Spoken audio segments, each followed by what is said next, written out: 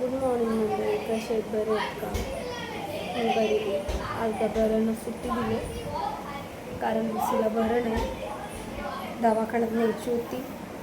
डॉक्टरच नाही. दवाखान्यात कॉल केला बघा,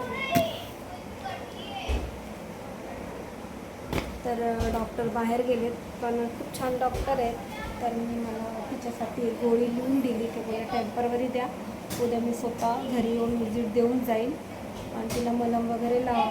एवढी तयारी वगैरे केली, तिला दवाखान्यात जायची, पण आता ते गेलेत गोळी आणायला. आता बघ, ते मॅडमने तिला बोलले सारखं दही भात द्या खायला. खूप तिला येलो कलरची उलटी होते, खूप त्रास होतो.